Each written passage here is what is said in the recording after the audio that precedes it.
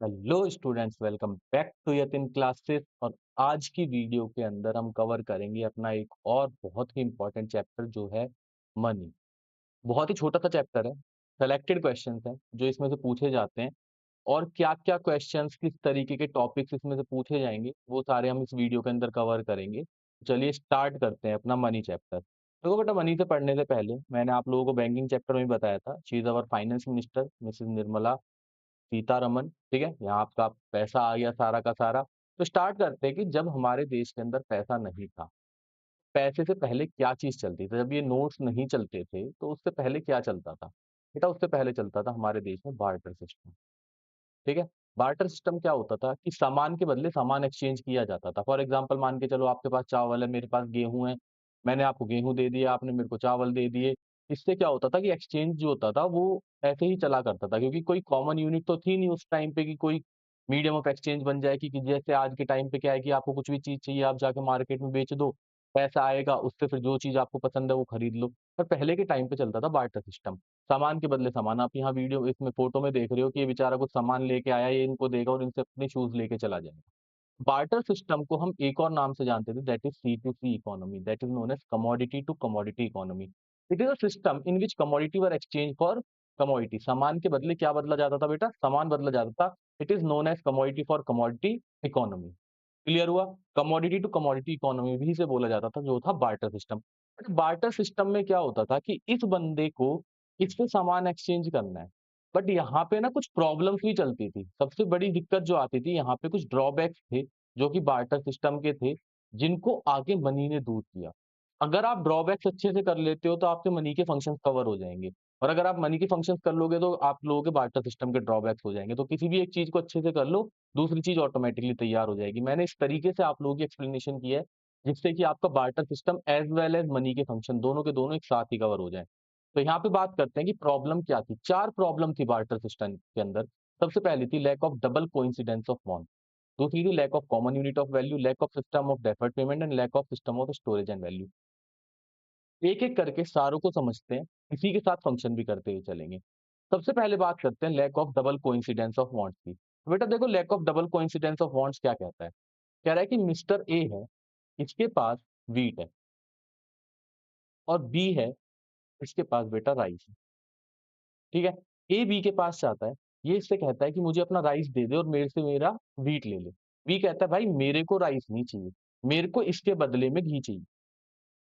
ठीक है, और घी किसके पास था? सी के पास। सी कहता है कि भाई देख, मेरे को तो ना राइस चाहिए ना ही मेरे को व्हीट चाहिए, मुझे इस घी के बदले मेरे को हॉर्स चाहिए। हॉर्स था बेटा डी के पास। डी ने कहा हॉर्स के बदले मेरे को हाउस चाहिए।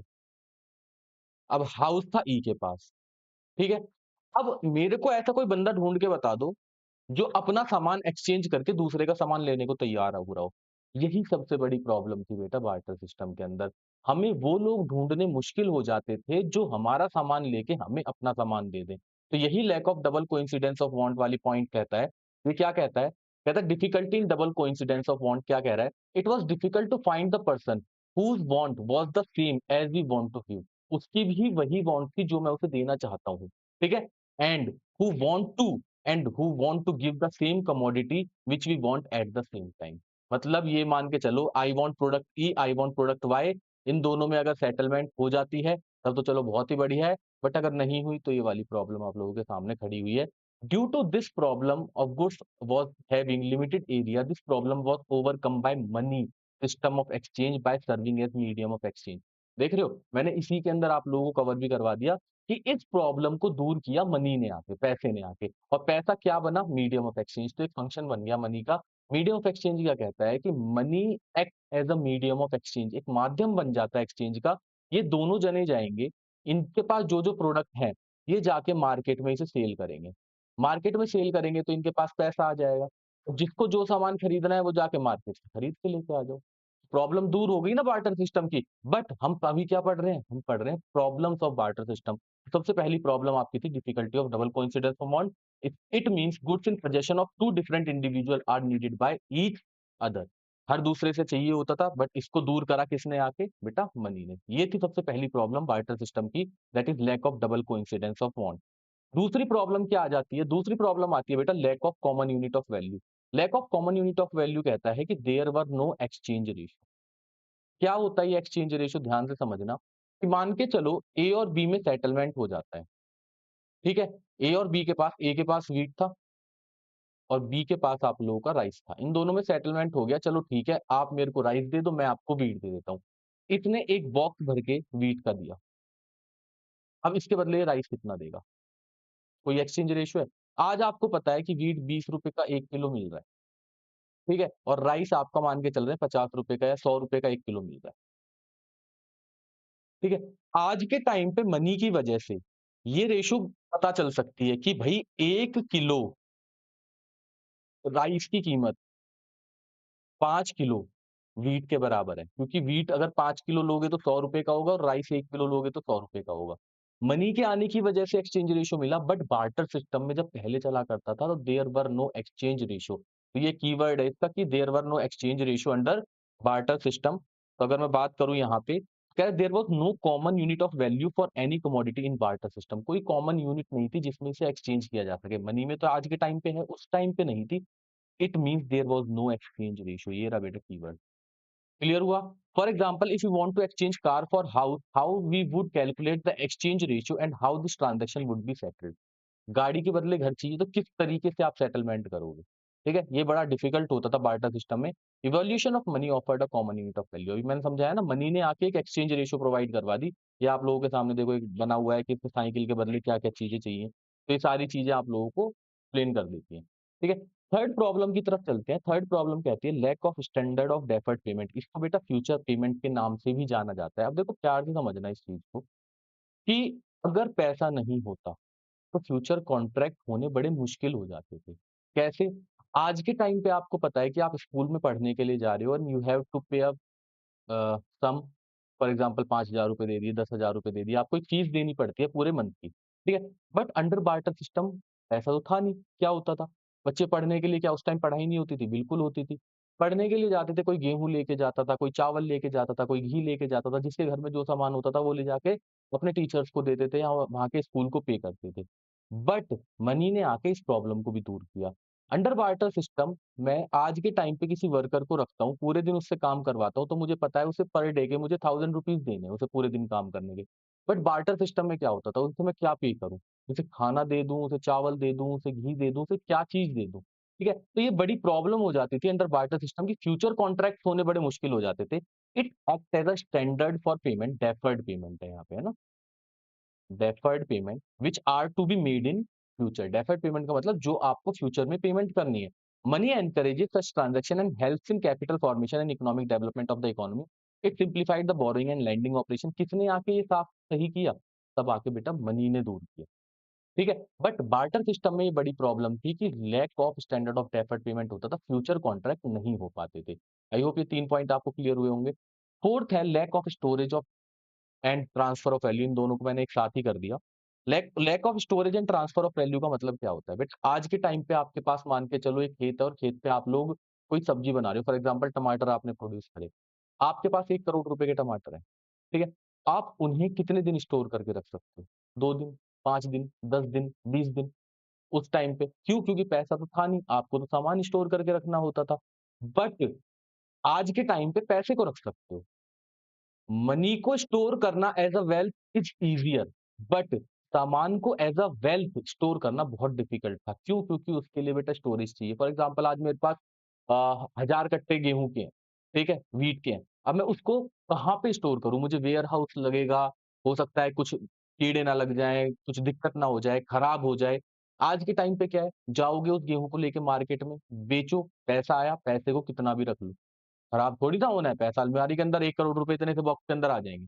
बट 1 करोड़ रुपए गेहूँ सोचो कितने रखे जाएँगे। तो कह रहा है कि it was difficult to store purchasing power of wealth in terms of commodity under barter system. Barter system में आप ये करना बहुत मुश्किल था। Storage of wealth in terms of goods leads to loss of value and high storage of cost. अगर आप wealth को स्टोर कर रहे हो इन टर्म्स ऑफ गुड्स तो उसकी वैल्यू कम होने के चांसेस थे और उसके लिए स्टोरेज पे बहुत खर्चा होता। अगला मैंने एक बताया आपको ट्रांसफर ऑफ वैल्यू। आज के टाइम पे आपको किसी को पेमेंट करनी है, आप तुरंत पैसा देते हो, आपकी ट्रांसफर वैल्यू हो गई, उस टाइम पे सोचो कि अगर आपको ट्रांसफर फॉर एग्जांपल मुंबई में भेजना है, ठीक है? आप रह रहे हो दिल्ली के अंदर और आपको मुंबई के अंदर सामान भेजना है। ठीक है? तो कितनी डिफिकल्ट होता होगा। आज के टाइम पे क्या है, पैसा है तुरंत के तुरंत ट्रांसफर हो जाता है। Transfer of value wealth was difficult under barter system. Money ने आके इस प्रॉब्लम को भी दूर कर दिया। तो these are the 4 basic problems under barter system. बेटा इनको देख लो, ये बहुत इंपॉर्टेंट है और यही आगे चल के फंक्शन बन गए थे। पहला difficulty in double coincidence of bonds, lack of common unit of value, lack of standard of deferred payment and lack of system of storage of value. इसी के जस्ट बाद मैं आपको मनी के फंक्शन करवा देता हूँ ताकि सारी की सारी कहानी खत्म ही हो जाए। ठीक है? तो मैं अगर मैं फंक्शंस की बात करूँगा, तो मनी क्या है? मनी कुछ नहीं, ये जो मैंने 4 पॉइंट बताए ना, ये फंक्शन बन गए और यही मनी की डेफिनिशन बन गई। क्या? Money is an instrument that serves as a medium of exchange. Money किसकी तरह काम करता है बेटा? मीडियम ऑफ एक्सचेंज की तरह काम करता है, मेजर ऑफ वैल्यू की तरह काम कर रहा है, स्टोरेज ऑफ वैल्यू की तरह काम कर रहा है और ट्रांसफर ऑफ वैल्यू की तरह काम कर रहा है, या स्टैंडर्ड ऑफ डेफर्ड पेमेंट की तरह काम कर रहा है, यही मनी की डेफिनिशन बन जाएगी। फंक्शन जो है, ये 2 पार्ट में डिवाइड किए गए, पहला है प्राइमरी और दूसरा है सेकेंडरी। तो यहाँ पे 1 नंबर का क्वेश्चन क्या बनने के चांस है कि प्राइमरी फंक्शन का और क्या नाम हो सकता है? इसको मेन या फिर बेसिक फंक्शन बोलते हैं। जो स्टार्टिंग के 2 थे ना, मीडियम ऑफ एक्सचेंज और दूसरा था आप लोगों का कॉमन यूनिट ऑफ वैल्यू, ठीक है? ये दोनों तो प्राइमरी फंक्शन में आते हैं। एक आपका था स्टैंडर्ड ऑफ डेफर्ड पेमेंट और दूसरा था स्टोरेज ऑफ वैल्यू। ये आप लोगों के आ जाते हैं बेटा सेकेंडरी फंक्शन में। सेकेंडरी फंक्शन का दूसरा नाम क्या होता है? सब्सिडियरी फंक्शन या फिर डेरिवेटिव फंक्शन। ठीक है? ये इंपॉर्टेंट है बेटा, 1 नंबर में क्वेश्चन आ सकता है, तो इनके नाम अच्छे से कर लेना। ठीक है? आगे बढ़ते हैं। सबसे पहला फंक्शन पढ़ते हैं, मीडियम ऑफ एक्सचेंज। किसके अंडर आ रहा है? प्राइमरी के अंदर। कह रहा है most essential function of money. Question में आ सकता है कि which one is the most essential function of money? चारों दे दिए, तो सबसे एसेंशियल कौन सा है? Medium of exchange. Medium of exchange का मतलब क्या है कि एक माध्यम बन गया बेटा, एक मीडियम बन गया मनी। ठीक है? ए के पास कुछ सामान था, बी के पास कुछ सामान था, दोनों गए मार्केट में, दोनों ने इसको सेल कर दिया। दोनों के पास क्या आ चुकी है? अब मनी आ चुकी है। जिसको जो खरीदना है वो खरीदो। मुझे थोड़ी ढूँढना है कि कोई राइस दे दे। मैं जाऊँगा मार्केट में, सीधा खरीद के लेके आ जाऊँगा। तो जो प्रॉब्लम थी बार्टर सिस्टम के अंदर, कौन-सी वाली प्रॉब्लम थी? Difficulty of double coincidence of want वाली, ये वाली प्रॉब्लम इसने मनी ने आके यहाँ पे दूर कर दी। पढ़ते हैं क्या लिखा है? Money act as a medium for of exchange for sale and purchase of goods and services. उसके बाद कह रहा है in barter system due to exchange of goods and services there was a need of double coincidence of want which was eliminated by money. अभी बताया ना, जो वहां पे प्रॉब्लम थी, वो लोग ढूंढने मुश्किल थे, जो हमारा सामान लेके अपना सामान दे दे, वो प्रॉब्लम दूर कर दी किसने? मनी ने आके। Exchange is now easier and unlimited. Money के आने की वजह से एक्सचेंज अब बहुत ईज़ी हो चुका है और अनलिमिटेड हो चुका है, कितना भी करो कोई रोकने वाला नहीं है। कह रहा है money has no power to satisfy human wants. सीधी बात है, खाओगे थोड़ी भाई पैसा, पैसा खा थोड़ी जाओगे। बट हाँ, मनी में वो पावर है जो आपकी वांट्स को सैटिस्फाई करवा सकती है। जिस चीज़ की आपको भूख है, जिस चीज़ की आपको चाह है, जिस चीज़ की आपको वांट आ रही है कि मेरे को ये चीज़ चाहिए, वो आप मनी से खरीद सकते हो, बट मनी को खा के पेट नहीं भर सकते। तो यही कह रहा है money has no power to satisfy human wants but it has command of that power to purchase those things which have utility to satisfy human wants. जिससे मेरी इच्छा पूरी हो ना, उनको खरीदने की पावर रखता है कौन? मनी। ठीक है? ये 4 पॉइंट बहुत इंपॉर्टेंट है, इन केस अगर आ गया तो आपको को ये चारों पॉइंट पूरे के पूरे ही इस तरीके से ही एक्सप्लेन करना है। आई होप पहला पॉइंट आपको क्लियर हो आया होगा। दूसरा कह रहा है measure of value. Measure of value को क्या बोलते हैं? यूनिट ऑफ वैल्यू या यूनिट ऑफ अकाउंट भी बोलते हैं बेटा, इसे लिख लेना, यूनिट ऑफ अकाउंट भी बोलते हैं। मनी के पहले बार्टर सिस्टम में क्या प्रॉब्लम थी? Sir there were no exchange ratio. मैंने अभी आपको एग्जांपल बताया था, wheat ₹20 kilo, rice ₹100 kilo, exchange ratio बन गई 1:5 की। क्या? कि 1 किलो राइस के बदले 5 किलो गेहूँ देना पड़ेगा। एक्सचेंज रेशियो किसकी वजह से पता चली? Because of money. आज आपको एक पेन लेना है, आपको पता है ₹10 का है। पहले के टाइम पे जाना, अगर आपको पेन लेके आना होता था तो क्या करते? 1 किलो गेहूँ लेके जाते, 2 किलो चावल लेके जाते, क्या करते? पता ही नहीं था, कुछ रेशियो ही नहीं था। By introduction of money, goods and services can be measured in monetary terms. ये इंपॉर्टेंट है बेटा। मॉनेटरी टर्म्स मतलब मनी की टर्म्स में मेजर होने शुरू हो गए without seeking for exchange ratio. In barter system there is a need of exchange of one good for other which now eliminated by money. Money की वजह से ये वाली प्रॉब्लम दूर हुई, कौन सी वाली? Lack of common unit of value. Due to introduction of money, accounting, जो अकाउंट्स वाला सब्जेक्ट ना बेटा, इसी ने आके करा है मनी ने। मनी नहीं होती, अकाउंट सब्जेक्ट ही नहीं आता। ठीक है? बट अकाउंट्स या अकाउंटिंग में हेल्प करा किसने? मनी ने। It become simple and easy. Money is now common unit of value. इसे यूनिट ऑफ अकाउंट भी बोला जाता है। जैसे इंडिया में रुपी चलता है, dollar in USA, pound in UK, ठीक है? हर कंट्री की अपनी-अपनी करेंसी है, हर कंट्री कुछ कुछ ना कुछ मेजर करती रहती है, दैट इज़ कॉल्ड मनी, ठीक है? आई होप ये दूसरा पॉइंट भी आपको क्लियर हुआ। ये कौन से फंक्शन थे? ये थे बेटा प्राइमरी फंक्शन। अब बात करवाऊँगा मैं आप लोगों को सेकेंडरी फंक्शंस की। सेकेंडरी फंक्शन को हम डेरिवेटिव भी बोलते हैं, क्लियर है? ठीक है? सेकेंडरी फंक्शन में सबसे पहला आता है स्टैंडर्ड ऑफ डेफर्ड पेमेंट। मैंने बताया future payments became easier just because of introduction of money. Money के आने की वजह से एक्सचेंज रेशियो तो हुई थी, साथ में फ्यूचर कॉन्ट्रैक्ट होने शुरू हो गए थे। आज आप स्कूल में जाते हो, अपनी फीस पे कर देते हो। आज आप कुछ भी सामान खरीदने के लिए जाते हो या फिर किसी को काम पे रखते हो पूरे दिन के लिए, महीने के लिए, आपको पता है कि उसे इतनी पेमेंट करनी है, ठीक है? एक लेबर को आपने रखा, आपको पता है कि महीने वाले दिन उसे ₹50,000 ₹60,000 ₹70,000 आपको पे करने होते हैं। फ्यूचर कॉन्ट्रैक्ट पॉसिबल हो गए because of money. It is act as a standard for deferred payment which are to be made in future. Money encourage such transaction and helps in capital formation and economic development of the economy. कह रहा है money help करता है कि capital formation का दूसरा नाम क्या होता है बेटा? इन्वेस्टमेंट। इन्वेस्टमेंट करने में और इकोनॉमी को डेवलप करने में। क्योंकि इसी की वजह से तो कॉन्ट्रैक्ट हुए। तभी तो विदेशी आए हमारे देश के अंदर कि आओ चलो हम इन्वेस्ट करते हैं। इन्वेस्ट करेंगे तो जितना ज़्यादा इन्वेस्ट करेंगे उतना ज़्यादा हम पैसा कमाएँगे। कॉन्ट्रैक्ट होने पॉसिबल हो गए थे किसकी वजह से? मनी की वजह से। It simplified the borrowing and lending operation, ये बहुत इंपॉर्टेंट है। ये जो बोरोइंग और लेंडिंग वाला प्रॉब्लम था ना, वो इसी की वजह से पॉसिबल हुआ। ठीक है? क्योंकि बेटा मनी के अंदर ना ये सबसे बड़ी प्रॉब्लम होती थी कि स्टैंडर्ड ऑफ डेफर्ड पेमेंट में सबसे बड़ी प्रॉब्लम क्या आ जाती थी कि उस टाइम पे वो बंदा ढूँढना मुश्किल होता था, वो क्वालिटी का प्रोडक्ट नहीं मिल पाता था। फॉर एग्ज़ाम्पल मान के चलो आज एक बंदा मेरे से मैंगो लेके चला गया, ठीक है? उसने कहा मैं तेरे को आपको 5 दिन बाद दे दूँगा, सॉरी 5 महीने बाद दे दूँगा, ठीक है? अभी जून चल रहा था, आपको पता है कि मैंगोज़ जो है वो जून के अंदर ही आते हैं, ठीक है? जून, जुलाई, मई मतलब गर्मियों में ही आते हैं। 5 महीने बाद दिसंबर का महीना आ गया, वो बेचारा कहाँ से लाके देगा? दिसंबर में तो आम होते ही नहीं है, ठीक है? क्या पता उस टाइम पे उसकी वैल्यू गिर जाए या कम हो जाए। आज मेरे से कोई मान के चलो गोल्ड लेके चला गया, ठीक है? ₹1000 का गोल्ड, ठीक है? उस टाइम पे वो कह रहा है मैं 10 महीने बाद दे दूँगा। उस टाइम पे क्या पता उसकी वैल्यू गिर जाए, क्या पता बढ़ जाए। क्या पता उस क्वालिटी का सामान ना मिल पाए। अब आम वो मेरे से लेके गया था, आम की पता है आपको बहुत सारी क्वालिटी है। उसने चलो कहीं से अरेंज भी कर लिया, तो क्या पता उस क्वालिटी का ना हो। आज वो मेरे से व्हीट लेके चला गया, ठीक है? क्या पता जिस टाइम पे वो पेमेंट कर रहा हो, अब से 6 महीने बाद मेरे को वो व्हीट वापस कर रहा हो, बार्टर सिस्टम की बात कर रहा हूँ। क्या पता उसके पास उसी क्वालिटी का व्हीट वापस मिल पाए, ना मिल पाए, ठीक है? पर है कि इसकी वजह से बोरोइंग और लेंडिंग का जो ऑपरेशन है वो बहुत ईज़ी हो गया था। It has led to creation of financial institution, ये जो बैंक्स वगैरह आए थे ना, ये सारे के सारे आए ही इसी मनी के फंक्शन की वजह से थे, that was standard of deferred payment. I hope यहाँ तक आप लोगों का पॉइंट क्लियर हो गया होगा, ठीक है? लास्ट पॉइंट है, लास्ट पॉइंट देखते हैं storage and transfer of value. Wealth को स्टोर करना इन terms of commodity was very difficult, but money को आप एज़ अ स्टोरेज आप लोग रख सकते हो। कह रहा है with the introduction of money storage of value and wealth became easier. कह रहा है इसकी वजह से स्टोर करना किसको? मनी को, ये बहुत ही ईज़ी हो गया था। In barter system due to wear and tear of perishable nature of goods storage of wealth was difficult and costly. कह रहा है वियर एंड टियर की वजह से मनी को स्टोर करना क्या हो जाता था? बहुत ही डिफिकल्ट हो जाता था। मनी को नहीं, सामान को स्टोर करना।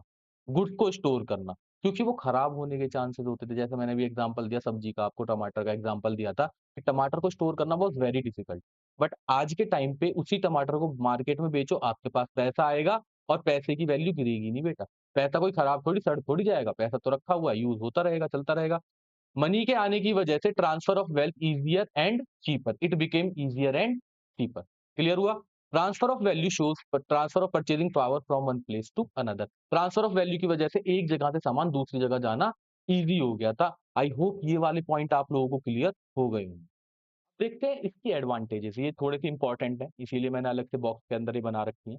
It is available in fractional denomination from ₹1 to ₹500। ₹1 से ₹500 तक के नोट्स आते हैं ना, कह रहा है ₹1 से 500 अवेलेबल है। इजीली पोर्टेबल, इजीली पोर्टेबल मतलब एक जगह से दूसरी जगह बड़ी आसानी से लेके जा सकते हो। तो भाई ₹1,00,000 का कोई सामान ले जाने से बढ़िया ₹1,00,000 आप जेब में रख के ले जा, ठीक है? ट्रांसफर करना ईज़ी था। जनरल एक्सेप्टेबिलिटी, कोई मना नहीं कर सकता आपको। अगर भारत की करेंसी है, अगर कोई भी मना करता है, यू कैन सू हिम। आप उस पे केस कर सकते हो जाके कि वो मेरा पैसा एक्सेप्ट नहीं कर रहा। सिक्योर इन सेविंग्स, सेविंग्स भी आप बड़े ईज़िली कर सकते हो पैसे को। सामान को सेव करके नहीं रख सकते थे। सामान को सेव ज़्यादा से ज़्यादा 1 महीना, 2 महीना, 10 महीने, मान के चलो आप जैसे गेहूँ वगैरह स्टोर करके रखते हो, 1 साल से ज़्यादा नहीं कर सकते। 1 साल से बाद वो खराब होना शुरू हो जाता है। क्लियर हुआ? These are some functions of money जो बहुत ही इम्पोर्टेंट टर्म्स है। अब बेटा मनी का इवोल्यूशन देखते हैं कि मनी किस तरीके से इवोल्यूट हुआ था, ठीक है? किस तरीके से मनी का इवैल्यूएशन हुआ। देखो सबसे पहले बार्टर सिस्टम चलता था, सामान के बदले सामान, उसके बाद गोल्ड के कॉइन्स आए, मेटल के कॉइन्स आए, उसके बाद आपकी पेपर करेंसी आई, ठीक है? मेटेलिक कॉइन में आप लोगों के सिक्के हो गए ₹1 के, ₹2 के। इधर मैं बात करूँगा, यहाँ पे गोल्ड और सिल्वर के कॉइन चलते थे। फिर आपकी पेपर करेंसी आई, फिर आपकी प्लास्टिक करेंसी आई, प्लास्टिक मतलब डेबिट कार्ड, क्रेडिट कार्ड ये सारी चीज़ें आई। फिर आप लोगों का डिजिटल करेंसी आई, डिजिटल में फ़ोन पे हो गया, पेटीएम वगैरह हो गए, ये सारी करेंसी आई और आज के टाइम पे अब आ रही है आपकी क्रिप्टो करेंसी, ठीक है? इस तरीके से मनी जो है वो बढ़ती जा रही है, ठीक है? तो यही सारे के सारे पॉइंट्स थे जो ये यहाँ पे मैंने लिखे हुए हैं। Barter system, metallic money, paper money, plastic money, electronic money और फिर crypto currency. This is the evaluation of money. I hope यहाँ तक क्लियर हुआ ना? ठीक है? यही था मनी के अंदर अभी तक जो बेसिक फंक्शन की बात कर रहा था। अब जो सबसे इम्पोर्टेंट टर्म है, जो आने के बहुत ज़्यादा चांसेस हैं, important and most most important कर लेना इसे बेटा, वो है मनी सप्लाई। ठीक है? What is money supply? Money supply क्या होता है? मनी सप्लाई की पहले डेफिनेशन पढ़ो, फिर समझाता हूँ क्या होता है। कह रहा है it refers to the stock of money held by the people. Stock, सबसे पहले देखो वर्ड के अंदर ही आ गया स्टॉक और कॉन्सेप्ट आता है कि money supply is a stock concept और a flow concept, it is a stock concept. ठीक है? Money held by the people of a country, ठीक है, at a particular point of time other than suppliers of money. और supplier कौन कौन है? Government और बैंकिंग सिस्टम। सिंपल सी बात क्या कह रहा है बेटा, ये ध्यान से समझना। जितना भी पैसा पब्लिक की जेब में, ठीक है, गवर्नमेंट का पैसा मत ऐड करना, बैंकों का पैसा मत ऐड करना, ओनली किसका करना है? पब्लिक। ठीक है? पब्लिक के पास कौन सी पैसा होता है? एक तो करेंसी होता है जो उनकी जेब में रखे हुए हैं, उनकी अलमीरा के अंदर रखे हुए हैं। दूसरा जो पैसा उन्होंने बैंक में जमा कर रखा है जिसे हम बोलते हैं डिमांड डिपॉजिट। ये भी अभी पूरा का पूरा समझाऊंगा। जितना पैसा आपने बैंक में जमा कर रखा है, बैंक का पैसा नहीं है, ये मेरा पैसा है जो मैंने बैंक के पास जमा कर रखा है। और जितना मेरे घर पे कैश रखा हुआ है, ठीक है, उन दोनों को जब मैं जोड़ देता हूं तो मनी सप्लाई आ जाती है। और ये क्या सर आपकी जोड़ने हैं, तो पूरे इंडिया के जोड़ने हैं? पूरे इंडिया के जोड़ने हैं बेटा, मैक्रो पढ़ रहे हैं, पूरे इंडिया की बात हो रही है, अकेले की बात नहीं हो रही।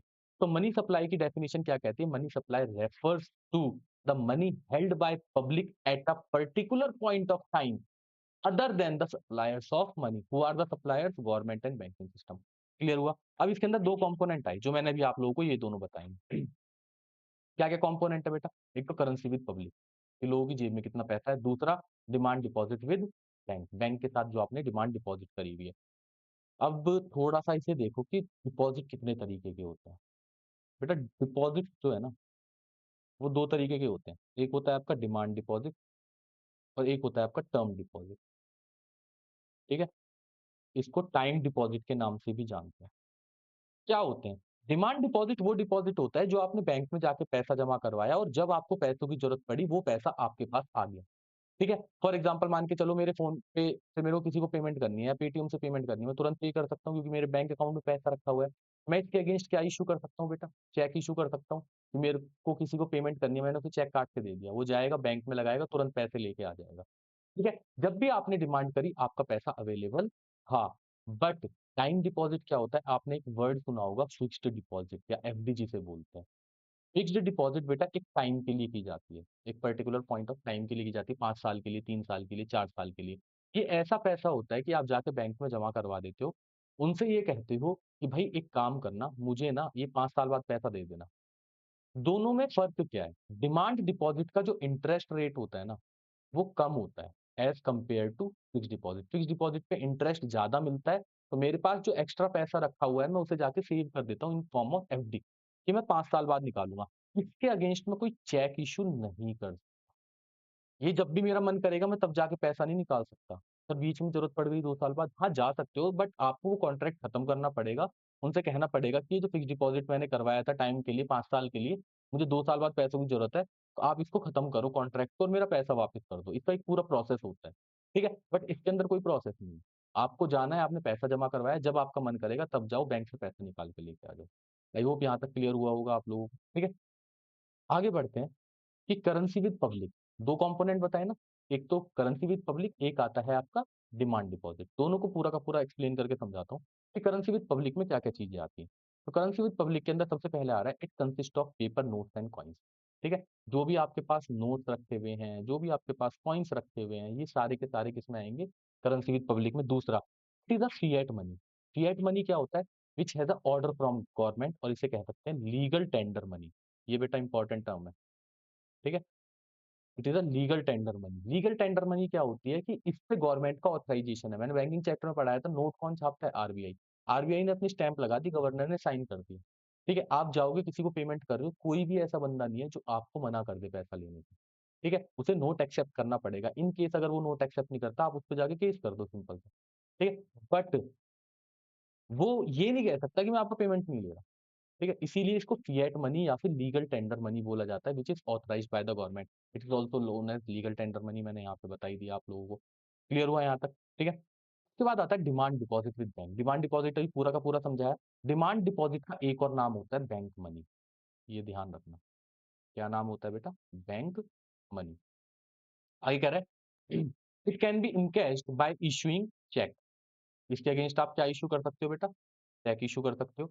It is treated equally to the currency. ये कह रहा है करेंसी के इक्वल ही ट्रीट होता है। सर अगर मैं सब्जी वाले को चेक दूं, अगर वो एक्सेप्ट ना करे, क्या मैं उसका केस कर सकता हूँ? नहीं, क्योंकि ये जो करेंसी है इसे फिड्यूसरी मनी बोलते हैं, और ये ट्रस्ट बेस पे चलती है बेटा। अगर आप मेरे को जानते हो, मैं आपको जानता हूँ, तब मैं आपका चेक एक्सेप्ट कर सकता हूँ। अदरवाइज अगर मैं आपको नहीं जानता, मैं मना कर सकता हूँ कि मैं चेक नहीं लूंगा, ठीक है? आप इसके अंदर कुछ भी नहीं कर सकते। तो ये ट्रस्ट बेस पे चलती है करेंसी, ठीक है? Only net demand deposits are included, inter bank deposit are not included. अब देखो थोड़ा सा ये देखते हैं अभी। Gross demand deposit includes inter bank deposit, term deposits are not included. चलो इन तीनों पॉइंटों को मैं आप लोगों को पूरा एक्सप्लेन करता हूँ। अब देखो डिमांड डिपॉजिट बेटा, डिमांड डिपॉजिट है ना, दो तरीके की होती है। डिमांड डिपॉजिट, ठीक है? इसके अंदर एक आता है ग्रॉस डिमांड डिपॉजिट,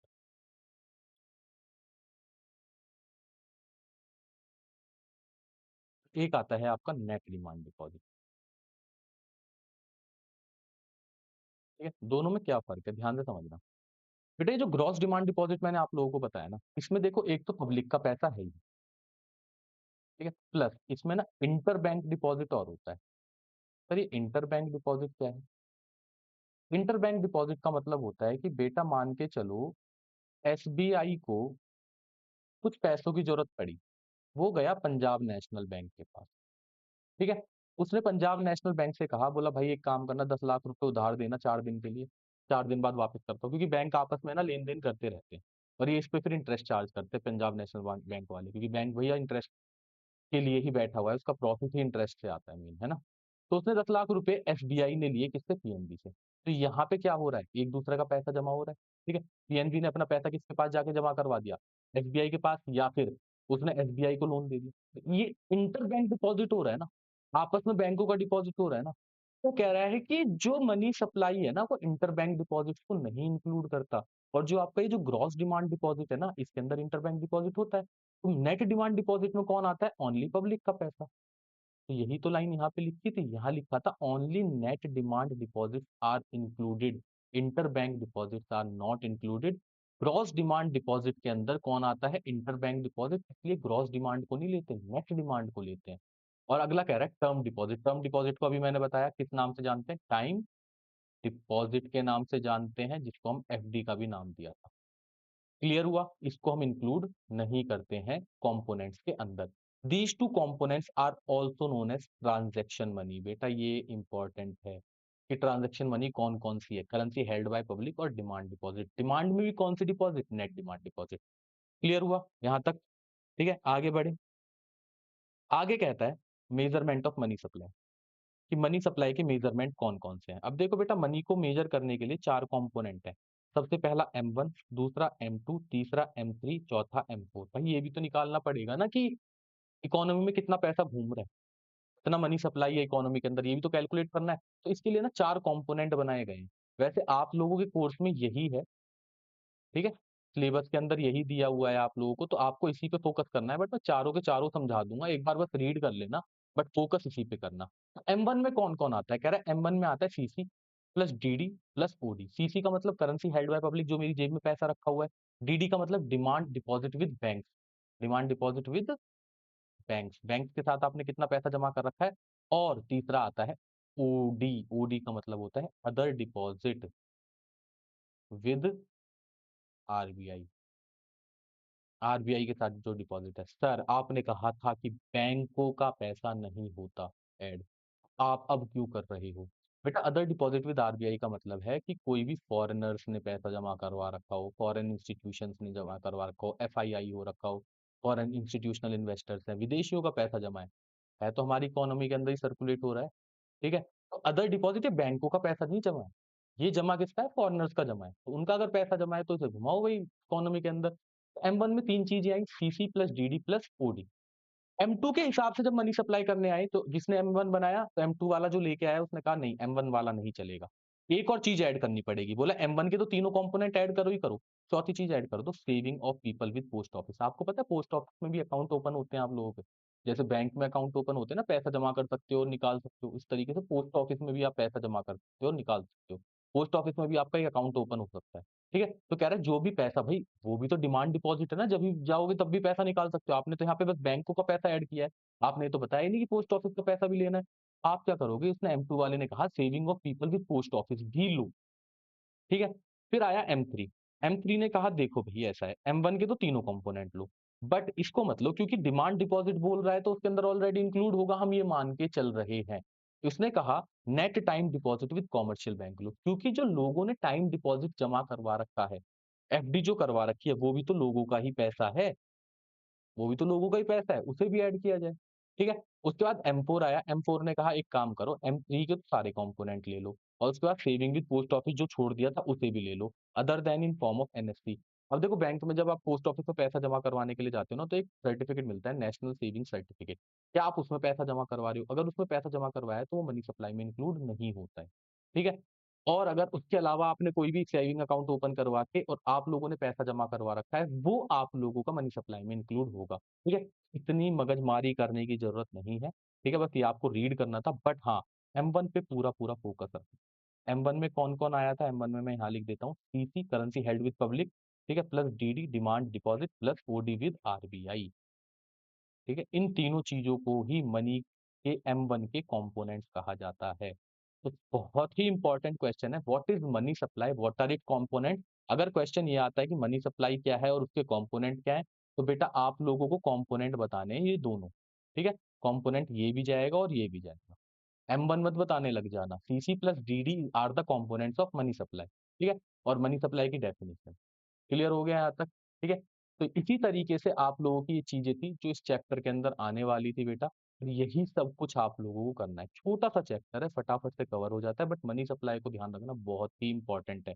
ठीक है? आई होप आप लोगों को ये वाला टॉपिक और ये वाला चैप्टर खत्म हो गया और समझ में आ गया होगा। ऑलमोस्ट मैंने सारे चैप्टर्स आप लोगों के ना करवा दिए। विद बैंकिंग, नेशनल इनकम के न्यूमेरिकल्स, नेशनल इनकम की थ्योरी रह गई है, उसे भी मैं करवा रहा हूँ अभी आप लोगों के लिए बना रहा हूँ उसी के लिए भी कंटेंट। बैंकिंग में करवा चुका हूँ आप लोगों को, गवर्नमेंट बजट करवा चुका हूँ, एडीएएस करवा चुका हूँ, बीओपी करवा चुका हूँ, फॉरेन एक्सचेंज। ये सारे चैप्टर मैं करवा चुका हूँ। अगर आप लोग इन्हीं वीडियोज़ को देख लोगे ना बेटा आपके सारे के सारे चैप्टर रेडी हो जाएँगे। अब इसके बाद मैं क्या करूँगा, इसके बाद मैं आप लोगों के लिए एमसीक्यू लेके आने वाला हूँ, जो टॉप 50 एमसीक्यू जो प्रीवियस ईयर्स में आए हुए हैं। प्लस आप लोगों के लिए इंपॉर्टेंट क्वेश्चन पूरी मैक्रो के निकाल के लेके आ रहा हूँ, ठीक है? उनमें मैं आप लोगों को पूरा मैक्रो खत्म करवा दूँगा, कि किस तरीके से मैक्रो करना है और कल से मैं इंडियन इकोनॉमिक डेवलपमेंट आप लोगों का स्टार्ट कर रहा हूँ। कल से ही आपको आईईडी की वीडियोज़ मिलनी शुरू हो जाएँगी।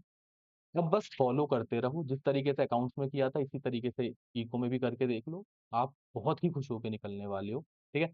चलो फॉलो करते रहो, सपोर्ट करते रहो, मिलते हैं नेक्स्ट वीडियो में, तब तक के लिए bye bye, thank you so much.